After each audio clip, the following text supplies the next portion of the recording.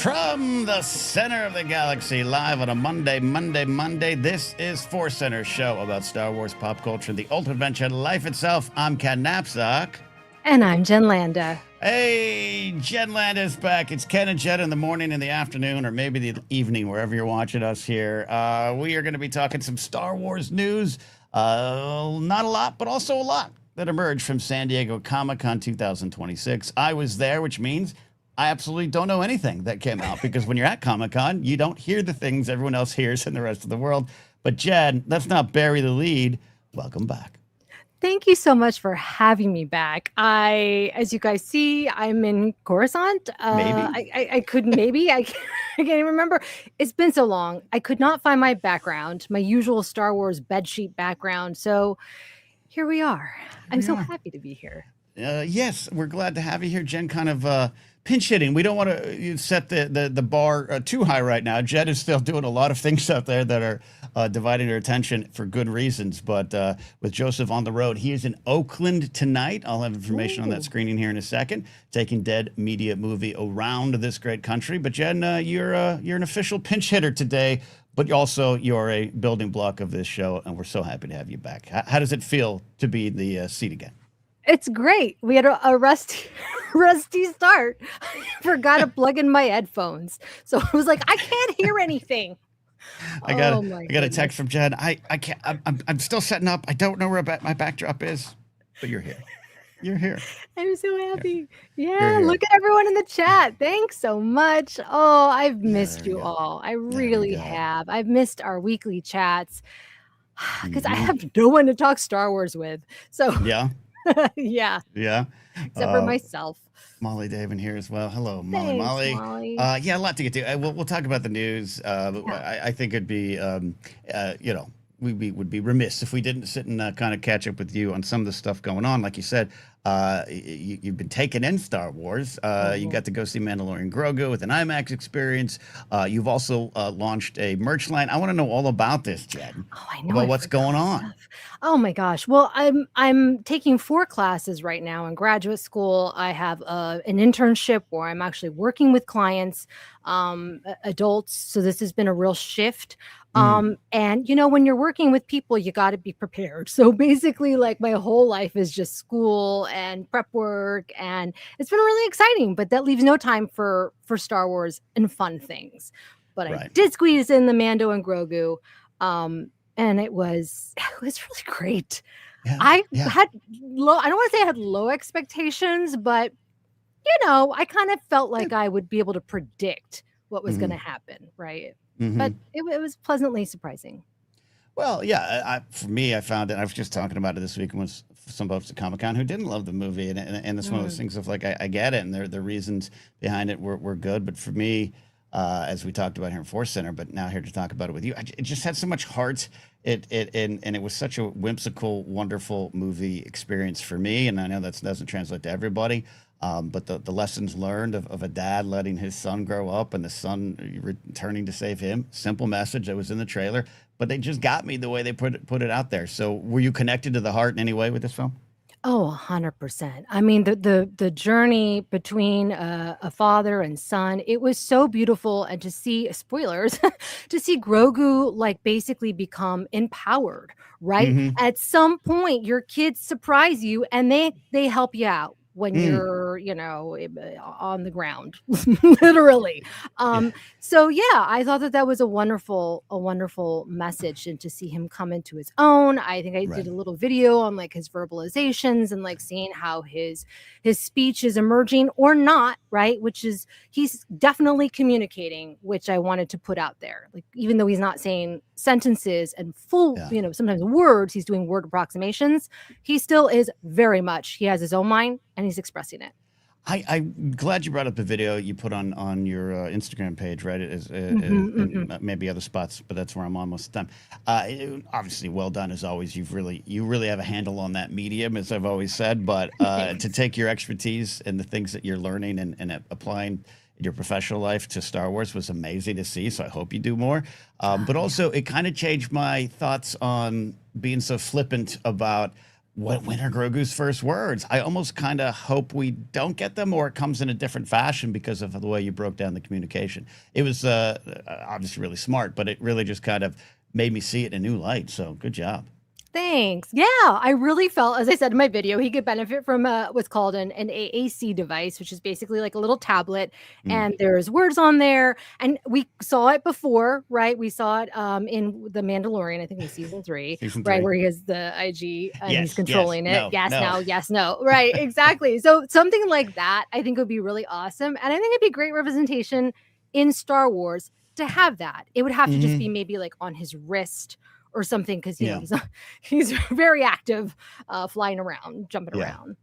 Yeah, no, great stuff. No, I'm glad you enjoyed it, and we'll talk a little bit about the films going forward because of some news this weekend at San Diego Comic-Con with that. But also, when am I getting my hat? I ordered a I merch know. hat from you. I know. I need to get your address, because I was like, I gotta Yeah, get yeah. get some I'll give stuff. it. I'll Yeah. give it to you. I'll give it to you right now. You ready? Oh wait, no. Yeah. Oh wait, no. You can't do that in public. Oh Yeah. my gosh, you I got don't want. me.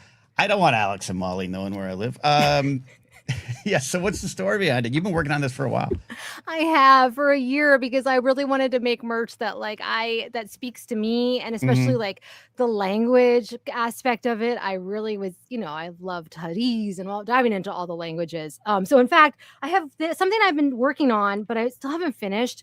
This is like some Star Wars like curse words and Oh, nice. expletives, and my daughter did some The of the words little that speak to you. drawings. Oh, your daughter Yeah, drew the yes. curse words. No, not the curse words.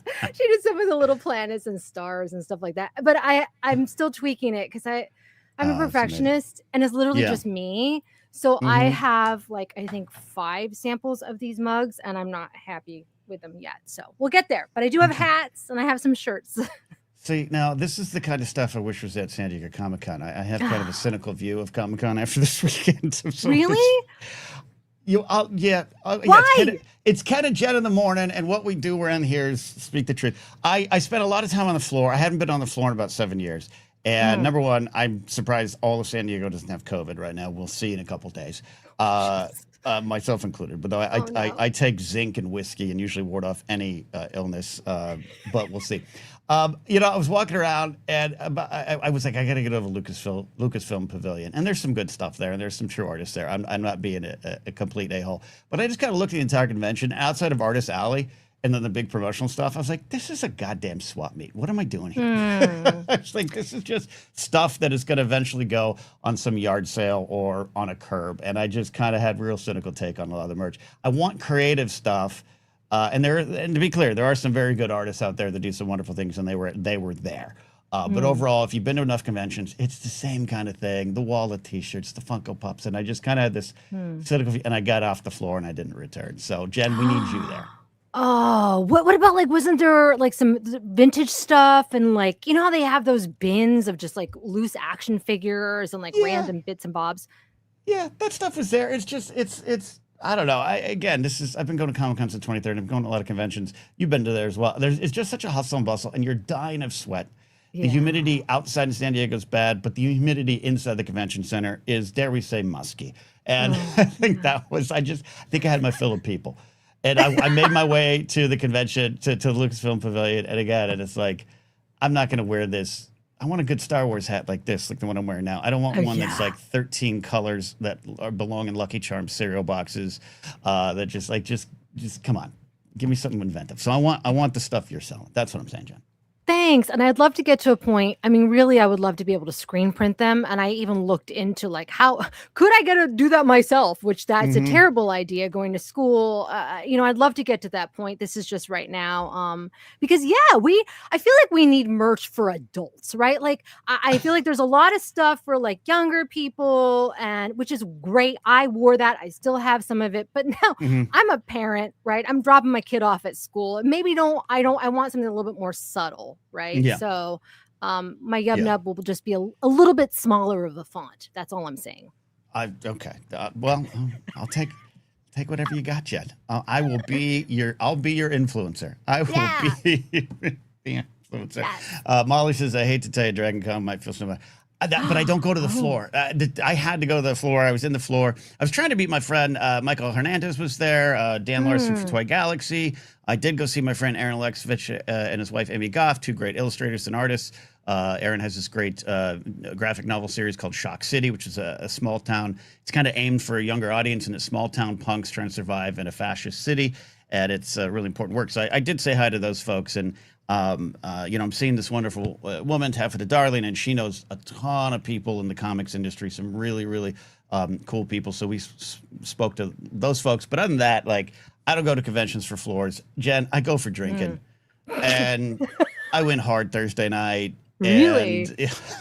And we all went hard Thursday night. That's what you do. You've been to Comic-Con enough. Yes. You get into town. It's like the first night in Vegas. Hey, everybody, let's slow down. And then 13 hours later, you're still awake and you got 9 whiskeys in you. That was kind of I had a comedy show. Comedy show got interrupted by an evacuation in the middle of my set. No. Middle of my set, we'd evacuate the building. No. A gas leak that turned out to not be a gas leak, and then we finished the show, and then it was just, I went to the Comics Legal Defense Fund party, which was a different experience. All the previous, and you guys are going to hear when we talk about the news, I wasn't around anyone who cared anything about the news coming out of Comic-Con because I was around comic artists and writers.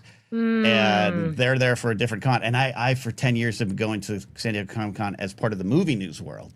Right. And I wasn't this time, so it was a great, wonderful, different experience. And no one was talking about anything at all.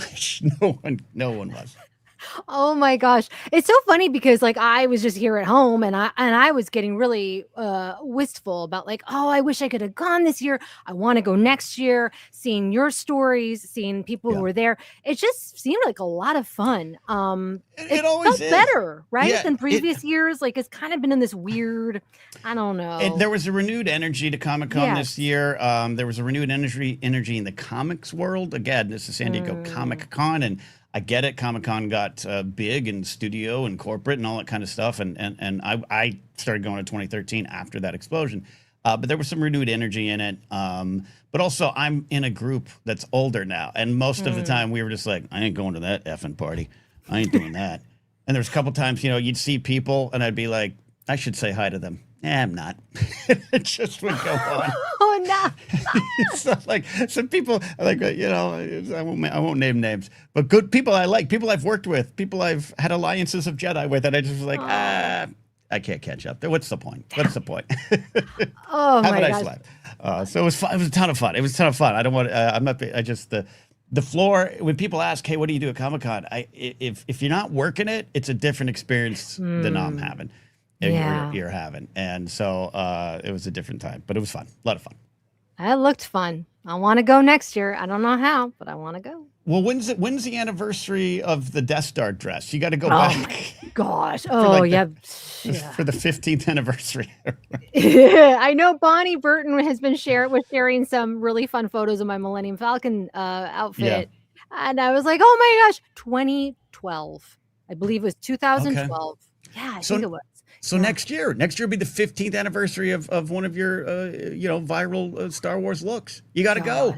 I better create a new look. Out. I saw those old photos. I was like, I had these like Trader Joe's Takis. They're like the Trader Joe's version. And I'm chowing down and I see a full photo of me. I was like, all right, I need to get back on my fitness routine, get strong again. I'm in school. Like I just literally, I'm like, oh, comfort eating. It's not healthy. So I got to get strong again. I know. I'm with you. I walked so much. I walked 19,000 steps every day.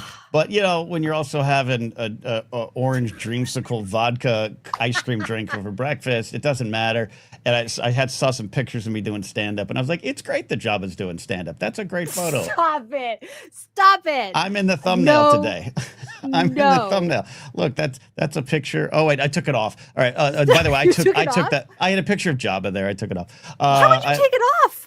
Because it was going to be me, but there's Babu Frick. I do not want to hear it, Ken. I took that. Ken and Jenn in the morning. I took that picture. No. We're going to get into fitness next. We're going to talk about fitness tips. Star Wars fitness tips. Jenn, you should create a line of Star Wars related fitness exercise routines for fans on the go. There was this guy during the pandemic who had like Jedi. I did him. He had Jedi routines. And so he wore the costume and you would do lightsaber weights, I think. See? And he would just go like this, like Yeah. that. It was great. Yeah. Yeah. Joseph showed his film over the weekend at Killer Fitness in Burbank, which is like a vampire fantasy themed gym. There was a actual quote, like a name was Nerd Gym or something in LA. So we can open up a Star Wars gym. Yeah. That's right. David Nett and Yeah. Christy. Yeah, they Yeah. used to have Nerd Gym. Yeah. Do they Nerd still Gym. have it? No, I don't think it is. I don't think it is. Okay. Yeah. He's on to doing things with Todd Stashwick, who was there at the I con. talked to You did? You talked to Todd? Yeah, I know Todd from Jim Mural Circle, so it was fun to see him and Aw, some folks nice. there. So it was good. It was good. Fantastic actor. Fantastic. Laserbolt's intrigued. Vampire Gym. Yeah. What does Killer that Fitness. mean? It's just they do routines that are based around fighting off vampires. It's like an apocalypse survivor thing. Joseph shared a picture. They shared a picture of Dead Media, and on the wall I saw like chainsaws, like maybe weighted chainsaws. That's kind of awesome. You're taking more like the Slayer aspect. I was picturing like how do vampires work out? Like it just feels like it'd be kind of very. Yeah, I think it's a different kind of workout routine. Oh, that's hilarious. So there we go. We'll dive into some news, and I've put in the chat if you would love to have some super chats and ask some specific questions. I said for Kat and Jenn in the morning because we love having fun here. But if you have anything for Jenn, she gave you kind of the update. It's not like she's been buried deep in Star Wars when she's been away from ForceCenter. If you have any questions to catch up, please let us know. We'll give some room at the end of the show.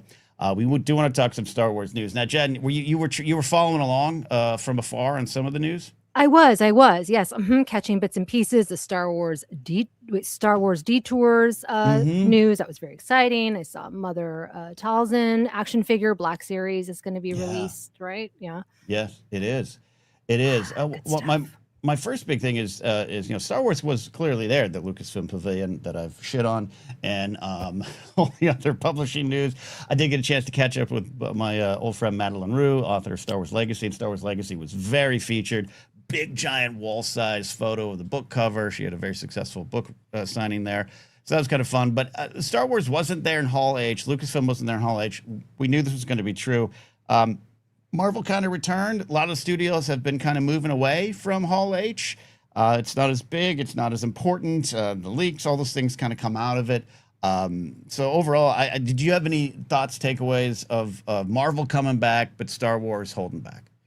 I was it was interesting, the Marvel thing. There were so many actors on that stage, so many big names, A-list talent. It was nice to see. I couldn't really gauge what people were feeling about the trailer or whatever they were talking about. Right. You know what I mean? Doomsday and stuff. Yeah. Doomsday. People seem to be excited, but I also saw some negativity towards that. Yeah. So that was interesting. It did kind of feel a little bit nostalgic to have Marvel there and not, I don't know. Something else. And there was also the Hall H controversy with the line. I heard about that. They do things differently now. Not all bad. There's more organization. You can't get past the train tracks without your badge anymore. Like there's a lot of stuff I think is a change for the better. I found a picture, like a Facebook memory picture of my first or second Comic-Con, and I took a shot of K Street, which is that first street past the train tracks. Yeah. The one that leads to the Omni. And there was no protection. There was just people going across. And when the train would come, we'd all stop. Now there's literally 30 people stopping everybody, making it so it's safer. But I think some of that didn't translate to Hall H. People couldn't go to the bathroom. They lost their place in line. People with passes didn't get in. It has nothing to do with this story, but it just kind of is a conversation around Hall H and what it used to be versus what it is now. So. The commitment. I follow the Stylish Geek on Instagram. She's waited in line, I think, for like 48 hours or something to get into the Marvel panel. I cannot imagine. That is incredible. But what an experience. You must be feeling delirious when you get in there after waiting all that time, right? Yeah. I think it's pretty cool. What an experience. Yeah. and once you get inside a Hall H when you're surrounded by passionate fans who are willing to wait for 48 hours, the entire inside of Hall H does feel and smell like Noah's Ark. It's an interesting experience. I know. I It's couldn't not do my it. favorite. Not my favorite. No, I But all glamp. ancient I don't stuff. camp. You know what I mean? Like Same. I can't do that. So Yeah, yeah, yeah. yeah. Nick Tier said he was able to walk right in Lucas Museum Hall H panel this year. Yeah, some of that stuff happened too. The big Wow. thing out of Hall H, though, I did want to talk about it is Star Wars adjacent. There's a couple Star Wars adjacent stories in our discussion here today. The Marvel news, one of the big things was Ryan Gosling, Ghost Rider, and Sean Levy directing the film. Feige came out, introduced them. They played around with it. Gosling's kind of been campaigning for this since 2022. Feige, whether it was on stage or an interview after, I can't remember, was like, yeah, seeing them work together kind of inspired this. And I've seen Starfighter. It's really great and fun, and everyone's going to like it type of vibe from Feige. Yes, that might be something he says publicly, but I did want to talk about this news. Them staying in the Mouse House. I know Levy was there before, and Gosling started in the Mouse House years ago. What was your reaction to that news and what it might mean for Starfighter, including your personal expectations for Starfighter? I think it speaks well, certainly to the relationship that they have with Disney, with Lucasfilm. Lucasfilm must be very happy. I think it's going to be a solid film. I think Ryan Gosling, he always delivers. And even if it may not be totally what I want or whatever, right? I think it's going to be so much fun. It's just like the Mando and Grogu. Like Mm-hmm. I know like it was just so great to be back in the theater watching a Star Wars movie. And I think the same thing is going to be for Starfighter. I think it's going to be awesome. But yeah, I was surprised that Sean Levy is going to be directing this film. I saw a Mm-hmm. lot of people were kind of surprised, and that they're teaming up. They're now like a Yeah. Scorsese and DiCaprio. Or De Niro, or Yeah, whatever name exactly, you want to. exactly. What was it? Yeah, Spike Lee, Danny Aiello. No, okay. Yeah, no, that was my reaction to it. I obviously don't have a lot of skin in the Marvel game, and I'll take in what they put out there. I haven't caught up on the last few, but that's not a statement on Marvel. It's a statement on just my choices and personal tastes. I love this news. I'm a big fan of Gosling, and Levy is not everyone's favorite director, but I think he's a favorite director of people who have to ensure big films get made and get Yes. made well and on Yes. time and under budget. And I think that's something that he's consistently shown. We've talked about it here. Directors of big films are CEOs of small traveling corporations, like a traveling circus.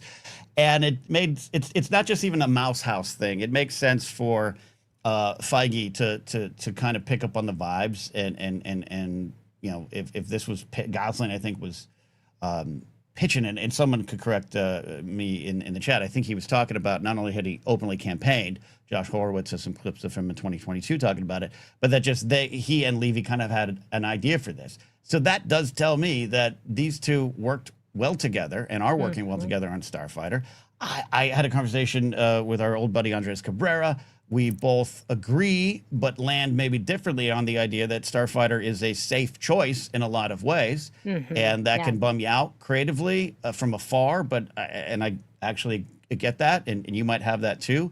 But it's a safe choice from someone with a lot riding on it, a studio looking at one of the most bankable stars and looking at one of the most solid directors. And this kind of tells me that it worked. Whether it shows up on screen, that's for us to decide later on. But this showed me that it worked. And I'm excited for that. Agreed. And I feel like we could look at a lot of things lately and say, well, that's a safe choice. Okay, but does it move you? Like, look at Skeleton Crew. You might say, well, that kind of seems obvious or whatever. But that was a phenomenal show. It was so great. My kids were like, when is season 2, right?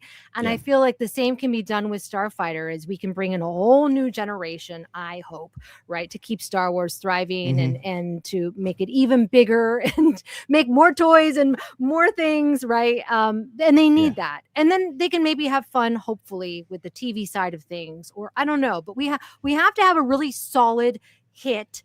Mando and Grogu was, but I think it needs to be even Yeah. bigger to kind of get the other It was, fun little projects that we might want. yeah. Mandalorian and Grogu worked in terms of the books and the reception. I think it's only going to grow on streaming or once it gets into people's hands. But yeah, it didn't. There wasn't the summer of Mando and Grogu. There also wasn't the summer of Supergirl. There's a larger conversation. Yeah. I keep contending, and it's not necessarily true. It's a general thought, and I want to, kind of get your thoughts on it. That we are so far into Marvel, we're so far into Star Wars as modern IPs and universes and brands that this is starting to become your parents' stuff and your Yeah. grandfather's stuff for a lot of generations. It's not a true across the board. My buddy Brian Tiller, his 21-year-old twins, they watch Star Wars on their own. You all could provide examples, but is that something does that make any sense when I say that, of like, hey, kids want to go see Mando and Grogu, and it's like, ew, grandpa, no. Yeah.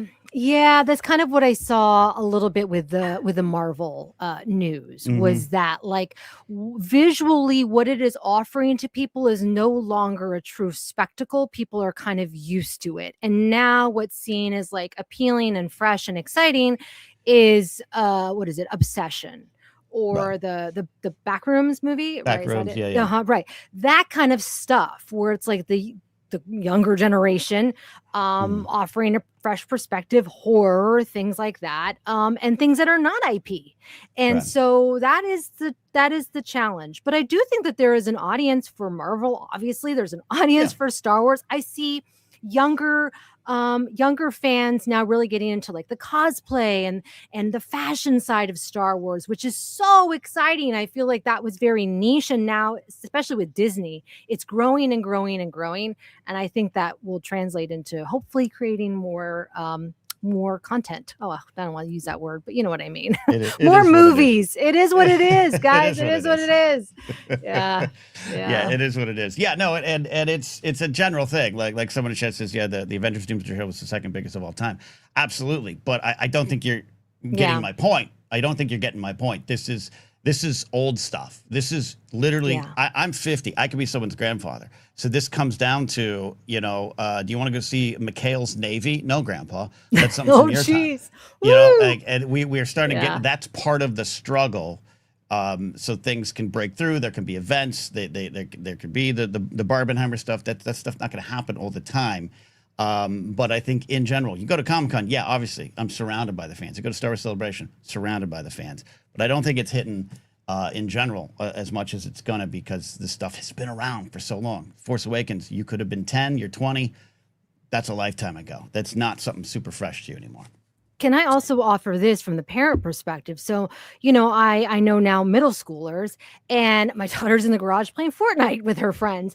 Like the things that they consume, what they find entertaining and funny is like chaotic. It is brain rot. It is like literally called brain rot. It is so weird and unexpected that I'm like, why do you guys think that's so funny? It's also extremely niche. Like fandoms for them are like around video games and like YouTubers, right? Which we've been seeing this for years, but it's becoming even more so that the idea of them going to the movie theaters is not appealing. They would rather be at home gaming or streaming or whatever. If they're gonna go to the movie theater, it would be for something like Obsession. It would be for something from a YouTuber or like something that is not their parents, right? Not of that old generation. None of them ever, and maybe it's her friend group, but none of them talk about Star Wars and Marvel and things like that. And it's kind of weird because I'm like, hey kids, don't you like Star Wars? And occasionally there are some kids that they are. They get it, but this stuff's not going away. I'm not suggesting it's going away. It just it's kind of the vibe of what's going on when you're there. It's a different time. But anyways, going back to Gosling and Levy, I'm excited about what that could mean for Starfighter. I really truly am, because when people like that work good together, there's no drama. We know from the Star Wars film side, a lot of drama. You don't see Amelia Clark working with Lord and Miller. That's all I'll say. You don't see a lot of those folks. You don't see Boyega and Ryan Johnson working together. You don't see a lot of that. And to see them go, yeah, that was fun. Let's do it again on that scale. That's something to take away. Yeah, for sure. I'm excited. It'll be good. Other news, we've got lots of publishing news.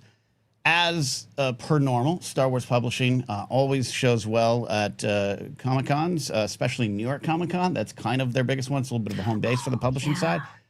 But some big stuff came out, and two big things that I'm really interested in. And this is one of those moments. I'm friendly enough with Anthony Bresnikan that I could easily go up and say, hey, congratulations. I saw him and his son in the lobby of the Pendry Hotel where I was walking through.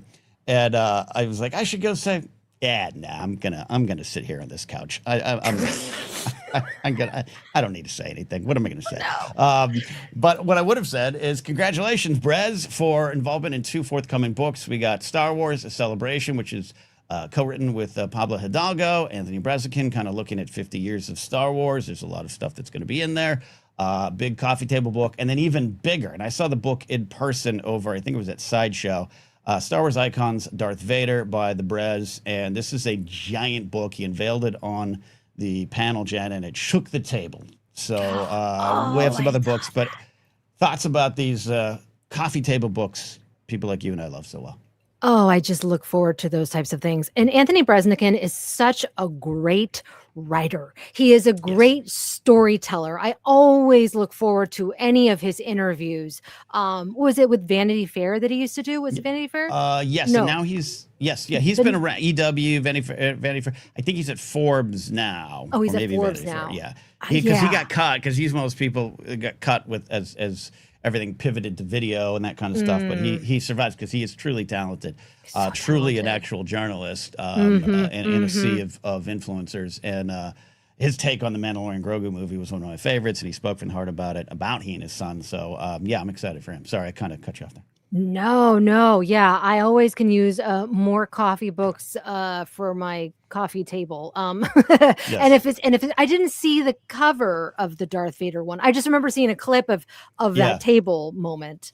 Yeah, I think that is the cover. It's like red icons, and the Vader mask or kind of a symbol of it. Cool. And it's giant. Yeah, Sideshow had it on display, and yeah, it's giant. And the other one, I put it on the thumbnail here. I don't know if that's the final cover, but the Star Wars: A Celebration, 50 Years of Galaxy Far, Far Away. That's the kind of book, Jen, that I want on my coffee table, and I won't put my dinner plate on it. And what is it basically going to dive into? Is it just behind the scenes? Is it the fans? Is it just all of it? Yeah, I think they have some clips of it. It's like there's one that they showed of like how Darth Vader got its voice, and it's kind of a 2-page spread. There's a young picture, a picture of young James Earl Jones on the stage, and it kind of telling that stuff. So a lot of it, let's be honest, a lot of it is stories that folks like you and I or anyone listening to ForceCenter have heard time and time again, right? I love seeing those Instagram posts of, did you know in this shot Aragorn broke his toe? Yeah, we all know. We've all known for 25 years. But it's beyond that stuff too. I think it's just putting it all in one place for 50 years. And we know 2027 is going to be a big year for Star Wars. They are planning stuff like this, and it's good to see. Wow. Yeah. Send me a copy. Send me a copy. Is it DK? DK. I'll do some videos. We used to get them, Chad. We used to be on that list. We're not so much on that list anymore. We get some of the stuff. Yeah. Let's get some of the stuff, not all of it. Some other I'll go through some of the news here. The original trilogy novels will be released as an unabridged audiobook, all 3 of them, narrated by Mark Thompson. Twin Crossroads by Beth Revis is a book coming out. I'm very excited for. Beth is one of our favorite writers here. Rebel Rising comes to mind as some of her previous work that we love here. That is a story kind of after Return of the Jedi, Luke, Leia, on the planet of Asian Class and kind of some of the training and stories around that. There's a description of it there. So there's a ton of other little Star Wars comics and books and stuff put out there. You guys can go to StarWars.com to get the whole thing. But those are some of the big ones, Jen. Oh, I'm excited. That cover of Luke and Leia, beautiful. And it's a stories that I imagined as a kid, right after we watched Return of the Jedi. What would that be like? What would Leia's training be like? And what would their dynamic be as now knowing their brother and sister?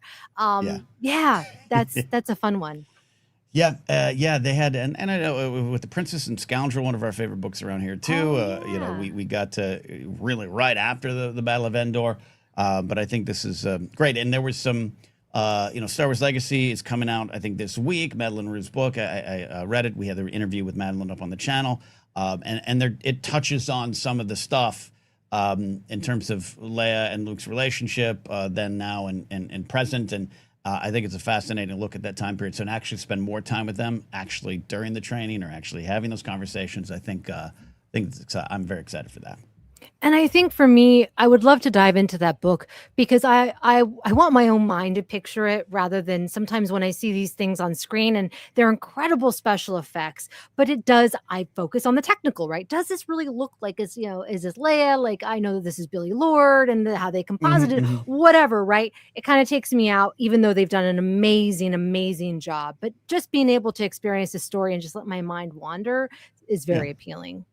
Yeah, I'm definitely intrigued of the audiobooks with my ADHD. Unless I'm on my meds, I do not listen to audiobooks, as I've learned over the years, because I will not hear any of it. But I'm excited that the original trilogy novels are coming out unabridged, and to me that means Owen Lars will still be Obi-Wan's brother, and we'll still Yes, have some of that stuff. And I'm excited for that. That should be preserved and celebrated as is. yes, because it took a long time for me to untangle that. Let me tell you. Yes. Let me tell you.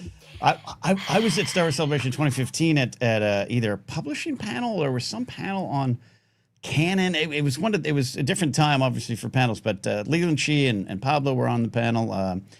Me and a former coworker were in attendance for that, and someone in the crowd asked about that. Oh, With the new canon coming out, or 2014 was when they announced the new canon, right?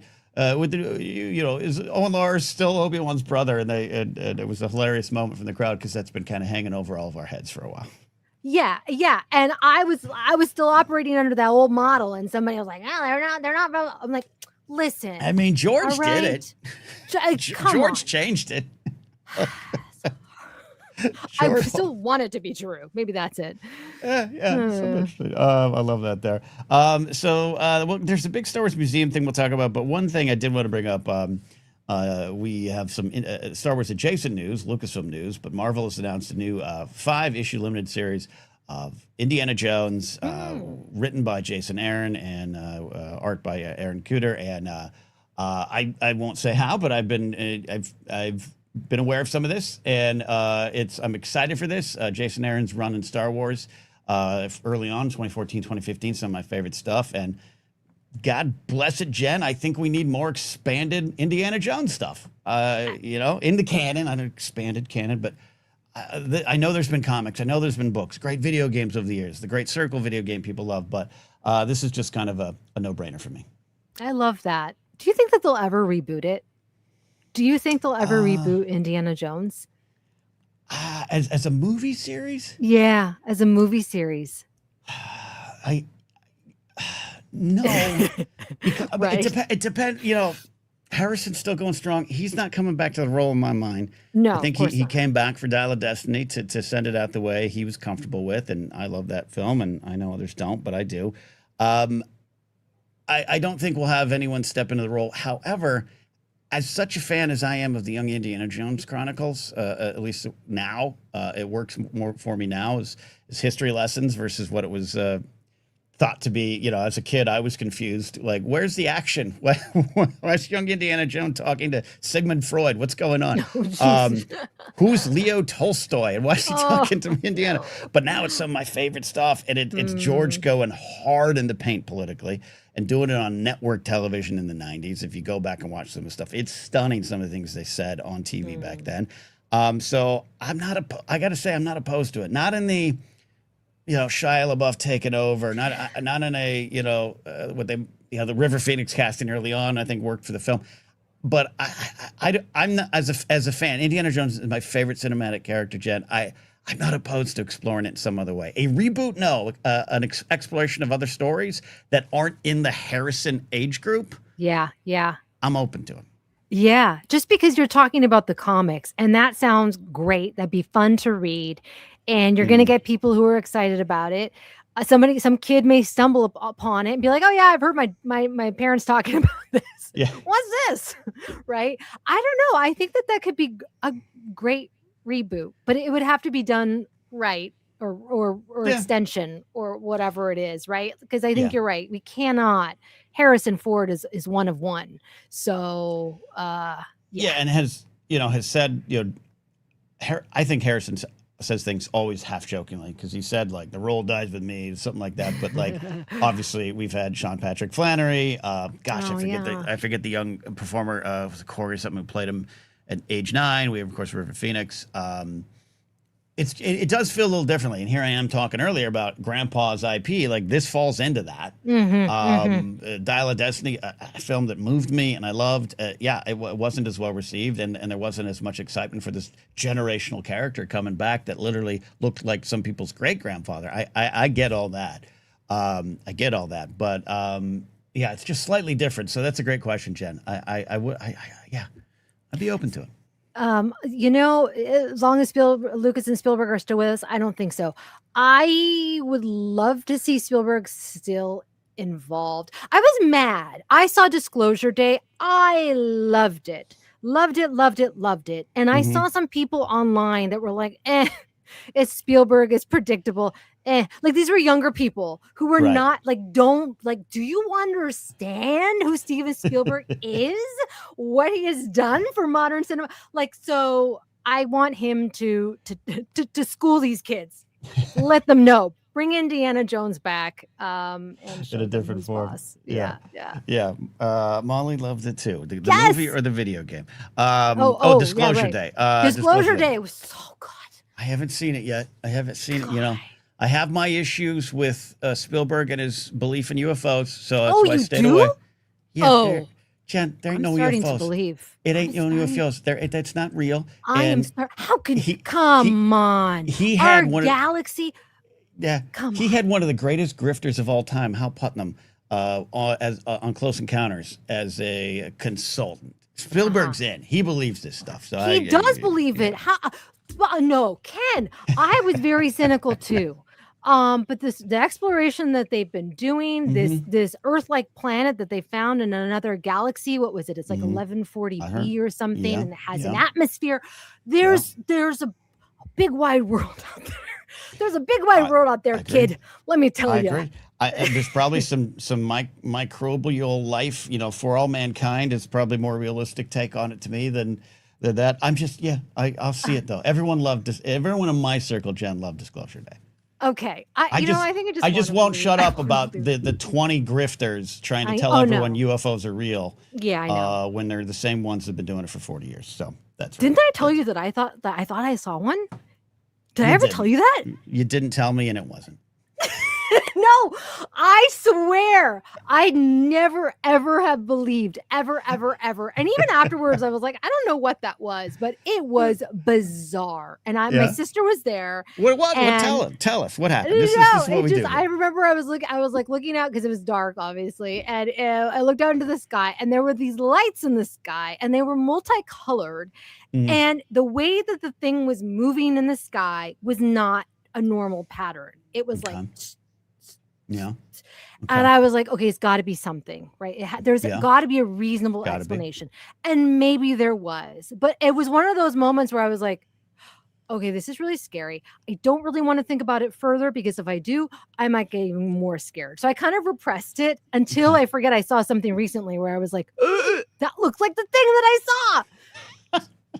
Anyways. I love it. It's fun. It's fun. I am X-Files. We had someone in chat making it. I want to believe. You just got to show me. You just got to show me, and it can't be grainy footage of someone's birthday balloon flying too high, or Starlink satellites for the 19th time. Right. But anyways, we got off on a tangent, which is what we do here, and I love doing that on Ken and Jenn in the morning, here in the afternoon. Check out the Indiana Jones comic when it comes out, and give Jason Aaron a follow on social media. He's got a great account, shares a lot of cool little sneak peeks and things coming, and I think y'all should check it out. He's a great writer and a good dude. So final story, and then we can take some questions from the audience, Jen, because I know you've got life and schooling to go back to. Star Wars The Experience is coming. It's a museum tour. And it is going to travel around North America for 5 years, Jen. What? Yes, a journey through the galaxy. I'm reading straight from Star Wars Newsnet. Thanks to them, as always, putting together all the news stories out there. It's a traveling museum. It's revealed at Comic-Con, and it's on the Star Wars website as well. It is going to be I'm trying to. I should have this. I didn't write this down. This is what we do on Mondays, Jim. The museum commemorates 50 years of the Star Wars franchise. Will feature over 70 artifacts from across the galaxy, far, far away. Some of which are being unveiled by Lucasfilm for the first time ever.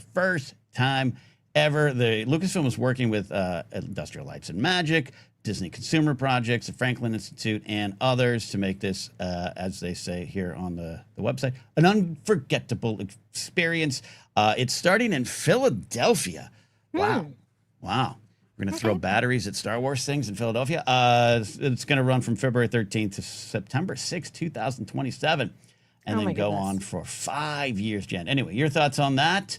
I know you love museums. I know we're both excited for the Lucas Museum of Narrative Art, but this is separate from that. Yeah, so is this more like the Mando experience that was at Celebration? Yeah, a couple years ago, 2022. Could be something bigger like that. than that. Yeah. Like with props, costumes.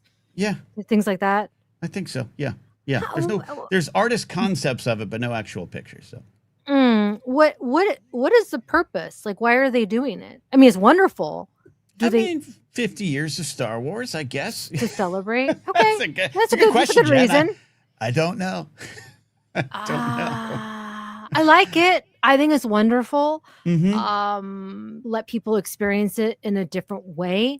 I really enjoyed the Academy Museum when they've had their exhibitions. Right. I kind of feel like they had a Studio Ghibli one that was awesome and super immersive.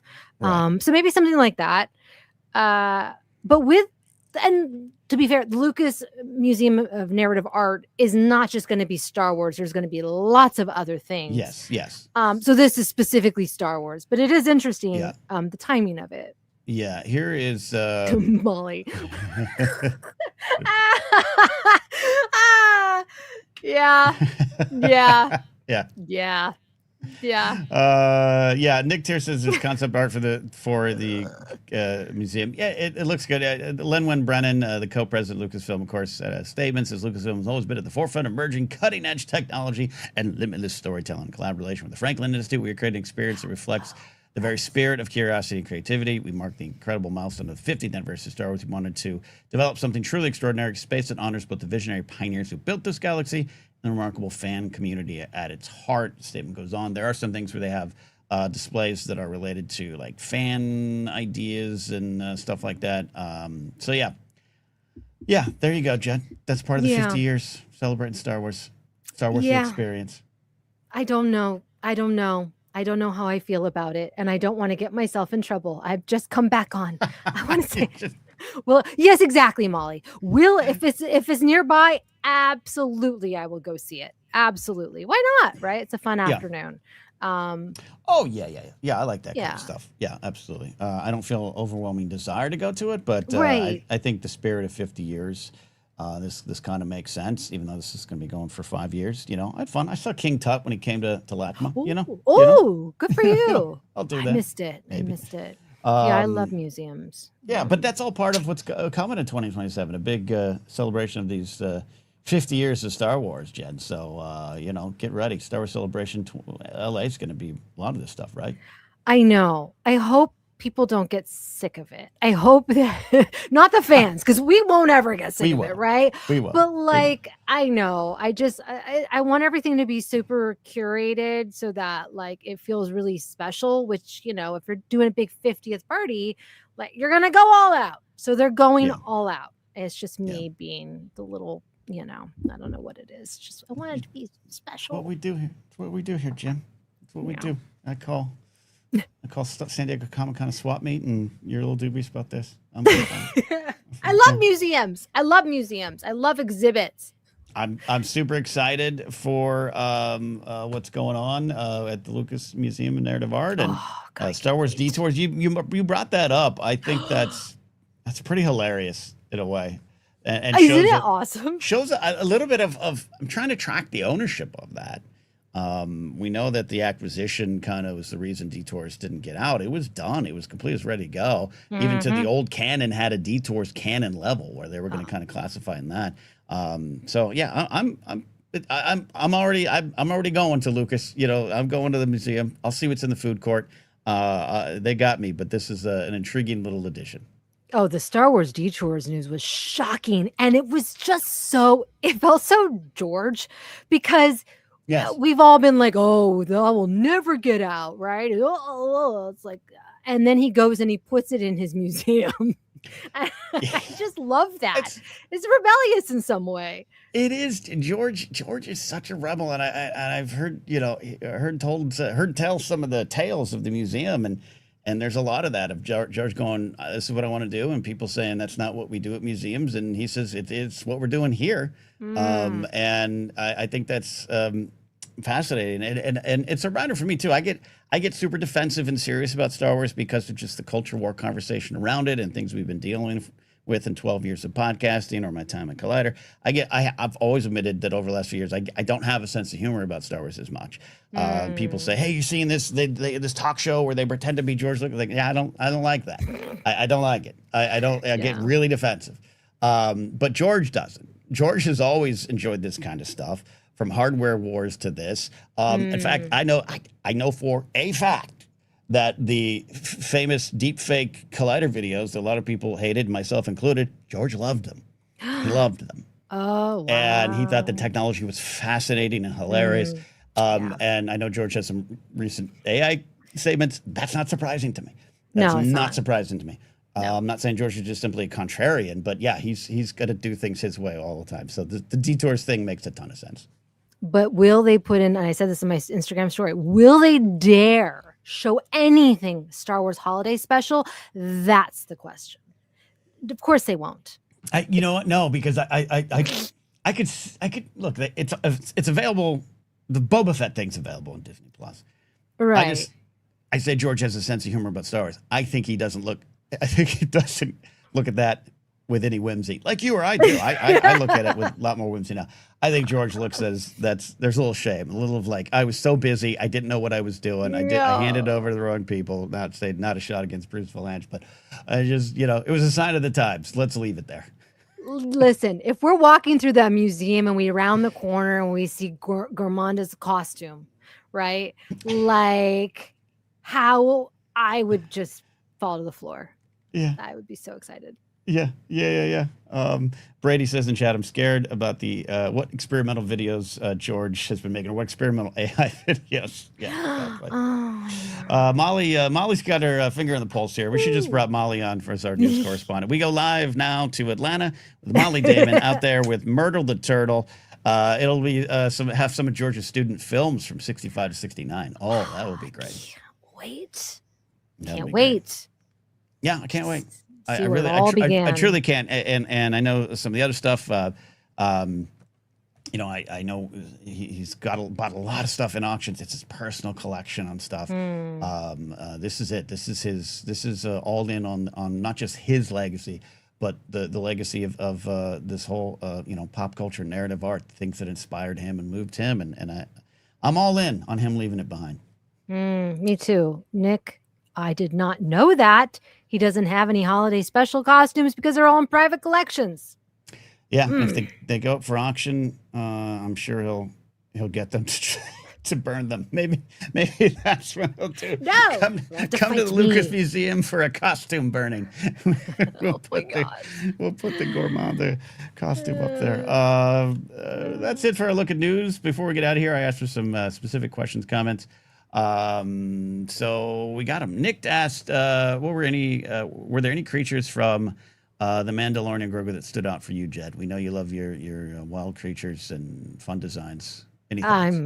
I only saw the film once, which is a travesty. I mean, but of course, Rod of the Hutt. Like, that was unreal. I thought it was so great the way that they created him. He felt alive. And that's really not easy to do. I have a video I came up with about exploring like the voice aspect of comparing his voice with the twins' voice versus Jabba's voice, because there is a lot going on there, and they did not put as many effects on Jeremy Allen White's voice, which some people liked it, some people didn't. I don't know what you think about that, if you think it worked or not. I liked it. I liked get it? I think especially, and again, I always say this in general comments. So if this is not you, or someone that just isn't, that's not what I'm talking about. But in general, if you have not watched the Clone Wars or Star Wars animation, I think seeing something like that, being like a Hutt can talk, is a little jarring, except for folks like us who are like, oh, wait till you hear how they talk. Right. But I'm with you. Yeah. Yeah. Yeah. That was the only one that I can think of right now. But I'm excited it's going to be on Disney Plus very soon, right? Is it going to be on Yeah. Disney Plus soon? I I don't know know. that, Or yeah, the maybe 4K is available. out, the physical media, I'm sure you can maybe buy it on streaming. I've lost track of that, but I'm excited. It's going to be a film on repeat for me. For sure. In the background, as I said, which is to me is respect. Someone tried to come at me by saying, "Oh, if the best you can say about the film is that you want it on the background," I think no, that's the highest compliment that I can give to a film like the Lord of the Rings trilogy or other Star Wars things or Indiana Jones, things that are in my life. I just like having them on because that's what they mean to me. That's right. So there you go. Yeah, and Rada, he's very present at Sideshow. I took some photos of the Sideshow stuff they got of him, the Hot Toy stuff, I think too. Yeah, and I'm not gonna call him a breakout star, but No. he was more well received than I think even I anticipated. Yeah. Me too. Me too. And in my own heart. So that was a surprise for me. That's all we need. That's all we need. We needed Jen's love of Star Wars to be rekindled by a talking chef hut son of Jabba. David asks a question here. Thanks for Super Chat. How will you be watching The Ninth Jedi next week? Very slowly and against my will. Really? No. Really? There's nothing about Visions that moves me beyond a certain point, Jen. Like, I'm glad it's there. It's one of those. I take the ForceCenter medicine that we try to serve to other folks. If it ain't for me, I ain't gonna rail on it. But I have a show. Yeah, it just ain't for me. It ain't my thing. So we will not be doing any planned reviews of it right now because Joseph will still be traveling. Jen, dare I say, you're not gonna have time to dive into all 8 episodes and review it with us. So No. Yeah. Yeah. I would like to watch it. I really enjoyed this past season of Visions. It's stuff that I can watch with my kids or at least force them to watch. And sometimes sometimes they enjoy it. But yeah, I am looking forward to it. I am. I forgot that it's next week. a lot of people are. Let's be clear. Molly and Alex have seen some of it. It's very good. Good. This ain't me saying it's bad. And I've liked a lot of the Vision stuff. I love that it's there. I really think it's important to have this. I want to be clear about that. Just for me, yeah, it ain't gonna move me. I ain't gonna connect with it. So I'm not sure how we're gonna be talking about it. We want to, similar to the Star Wars books and comics fans, we want to always reach out to you, but we just know that those things don't get a wider reach, and with our time split the way they are these days versus the earlier days of ForceCenter. Yeah. We shall see. That's all I'll say. We shall see. Yeah. But fair question, David. Appreciate that. We got a couple super chats here from Sarngard. Thanks. Welcome back, Jen. A fun surprise. A surprise, indeed, but a welcome one. And another super chat. St. Todd Stashwick always reminds me of Terminator Sarah Chronicles. Fun fact: one of the writers went to my high school. That's good. Yeah, Todd is. Todd is a good dude. I don't know him super well, but we've had some discussions about Star Wars, and I interrupted a debate between him and Kirk Thatcher about whether Andor was not Star Wars or Star Wars, and Todd and I were on the side of needs more aliens. Is all I'll say. Oh, 100%. I'm glad I'm on your side. Yeah. There you go. I highlighted this one. Yes. What do you got here? This is so specific. I legit want to run an experiment teaching a class with a video of Subway Surfers on the side. This is a thing, like just like how we have 2 boxes here. My kids watch these videos and it's like some AI story that's very dramatic, that like with people, and it's like on one side, and then on the other is like somebody doing like squishies, like messing with squishies. I'm gonna show you. Like this. Sure. What I feel 90 years old. Like like on the side, or like doing some weird stuff, and there's this very serious thing on the other side. I'm like, how can you guys concentrate? But is that just kind of where we're at? I'm like, you guys, this is junk. No, we need to watch I made her watch Mr. Toad's the movie from Mr. Toad this morning. I was like, we need to watch something good. Good stories. So both these things are playing at once on the same screen. They're not like watching them in different spots. No. Is that how? Maybe it's above our pay grade, but is this kind of where our younger brains are going to and being wired for? Is this the result of now a couple generations having information in front of them at all times? There are going to be much tougher safeguards going forward. What the screens have done to kids is Mm, so their attention span and hmm is so it's just shot. Like I really have to help my kids to be like, okay, like time to turn that off. Now we have to watch like a full on 30-minute of something, right? Because then it affects Yeah. how they are in school. And this is with so many kids. And some kids are seeing this stuff like shorts, right? For Right. hours and hours, and it's just like, oh man, it's bad. It's not, yeah, to me it's not just old man old lady talk, right? It's not just going No. in my day we watched it's I can get behind that there could be some problems. We know that reading comprehensions at an all-time low, that this was it Gen Alpha that's actually regressing in their Yeah. literacy. Yeah. Yeah. Yeah. Okay. Yeah, and it's because we were forced to, like, literally watch, like, if something came on, like, the news, right? And you were like, "Well, Yeah. there's nothing else on. I guess I'll watch the local KCAL KCAL This 9 is or whatever." this is it. This is This it, is it. This is right? it. That's probably Watching why we yeah, you and I the grew up with Jerry Dunphy. Did right, Watching. that's what I'm saying, like, all those old shows, whatever, MASH would come on, and I'd hear that theme song, and I'd be like, "Oh, alright, I guess I'll watch some of it." Yeah, I'm not saying, I'm not saying good or bad. I mean, I would lean towards bad, but it's fascinating, and that affects stuff like Mhm. Star Wars and Marvel. Big. That's kind of what I'm talking about. It doesn't mean these things aren't popular, they're not doing big numbers, or still have the potential big numbers, or that everything's being done perfectly, and people just aren't getting it. I'm not even suggesting that. I'm just saying this is kind of the thing we're up against, and do you need to launch a Star Wars thing that you're talking about, where we have something over here and then we have someone talking Star Wars? I don't know. I know, I I don't know. know. I Sure. don't know. Mid See, Brady says partly why baseball's resurging. You can pay attention when looking at a second screen. I get that. I get that. Oh my gosh. It's real. Yes! Jen. Now that and I don't keep it. Wow. Now that I'm on medication for ADHD and was Oh, good for you. a late diagnosis. Yeah. This is lots been happening since you. Wait, which one? Can I ask which one? Wellbutrin, which is more Okay, for great. depression, but it does hit ADHD.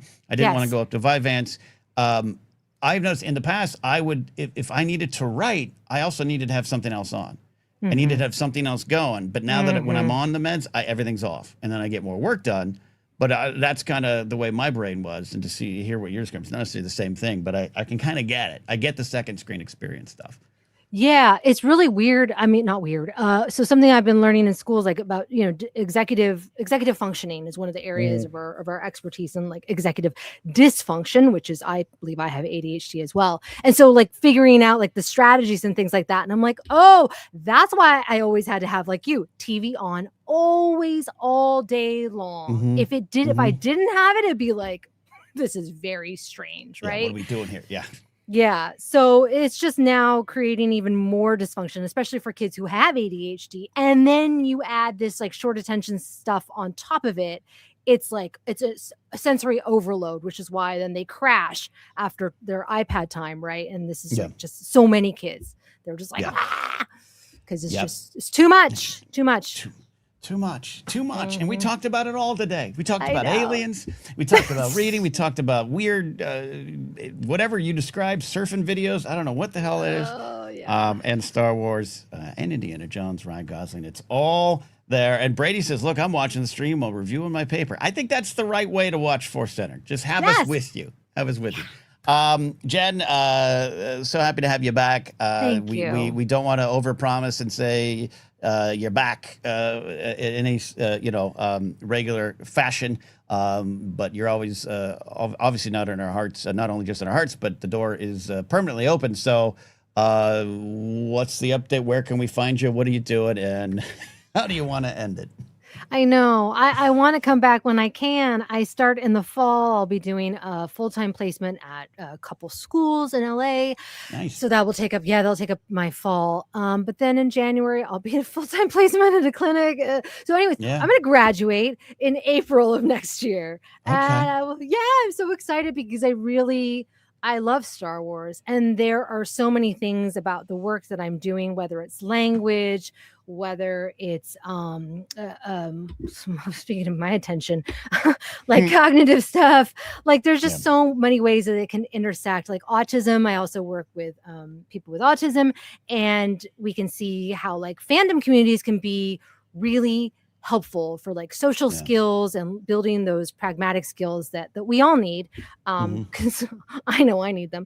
So Yeah. anyways, yeah, Star Wars will always be around, and thank you so much for letting me come back when I can, and I will be back. I mean, maybe Yeah. I could come back next week. I don't know. Yeah, well, we're going to play it by ear. Joseph's on the road. I'll tell you all about that, where to find him now. But and then if you're graduated in April, like that means Star Wars Celebration 2027 is going to be also like a party for you, right? I know. Wait, is it in April or is it in March? It's in April. When or Is it in isn't it April? in May or is it April? I I can't think it is remember. April. I think it's like right around the time. Oh, I can't wait. I will be so happy. So happy. Oh, thanks. Link your merch. Yeah, link it. It's on Fourth Wall. What is it? Lord Trading Co. Okay. If you follow me on Instagram, I'll do a story today. It's also in my bio on Instagram. to get better. April 4th through First through 4th. First through So right fourth. there at the beginning. So you know, right towards the. Yeah. I think I'm done at the end of April, and now I'm thinking like, am I going to do a thesis? What am I doing? I don't know what I'm doing. Well, you're gonna take at least 2 or 3 days off to from planning your thesis or doing your thesis. You need to celebrate pre-graduation. 100%. The convention center is not far from my house. There's absolutely no way I'm missing Star Wars Celebration, and I really hope that more tickets go on sale because they only got one day. I think they will. They will. I'm sure they always do. There's ways. There's ways to get in, Jen. Wait, what? There are ways? We'll find ways. We'll find ways. Okay. There's got to be ways. People, I gotta go on freaking like the main. I think I got like Sunday or something, which is fine. But everyone's going home on Sundays. Like, I want a Friday or Saturday. Sunday's getaway day at conventions. It's like the final day in Vegas. You might have a brunch, but really you just want to get the hell home. Yeah. Right. Exactly. So, yeah. I didn't touch the con San Diego. I'll get the hell out on Sunday. Yeah, but it's fun and it's great. And if you got tickets on Thursday, Jen, we'll all go hard. 9 drinks in a hotel lobby bar. Let's do it. Let's set the bar. Let's set the bar high. I can have one. I went to the Magic Castle a couple months ago, and I went way too hard. That's great. Way too hard. I encourage that. Oh no. We took a Waymo home, and afterwards I was like, wait, did we just take a Waymo? That's how bad it was. Wait, we're halfway through the ride where you're like, there's no driver. I literally, the whole time, I did not notice there was no driver until I got out of the car and I saw the Waymo. And my husband's like, everyone thought it was hilarious. Okay. So, I don't trust them Waymos. I know. They're creepy. No, I was behind a Waymo the other night and a fire truck was coming up behind us. So we pulled over and I was like, is this Waymo going to pull over? And it did. It did. It did. It recognizes emergency vehicles, so that was crazy. All right. Welcome to the future. Well, there's where you can find Jen. Where can you get the mug? Is that the same spot? Yeah. Lord Trading Co. Yeah. So this will be up soon. I'll be up soon, but you can get hats and some shirts. Right now. Hats and some shirts. Shout out to our buddy Daniel Falconer checking in from New Zealand. That's right. There's our good Lord of the Rings buddy. Yeah. Missed you at Comic-Con, Daniel. Wish you were there. So, hey, before, you follow me at Napzok, all that good stuff. Come hang out with me on the Blathering and Casterly Tonk. Alden and I diving deep into an excellent season of House of the Dragon. But also Joseph and the Dead Media tour, the bonus DVDs, bonus features tour is going. And tonight he's in Oakland. Rebecca Watson, a.k.a. Skepchick, who's great. She just did an interview on the channel I produce, Culture, Faith, and Politics. You all should check that out. She'll be moderating the Q&A after. Joseph will be there. And check his socials for where the film will be going near you. Highly recommend going. It's not just about the film. It's about the experience. He really has put together some nice stuff to make it an event to go experience Dead Media. So follow all that. That's it, Jen. You did it. You're back. Yay. Thank you. See you all again. Bye. Bye. Bye. Bye.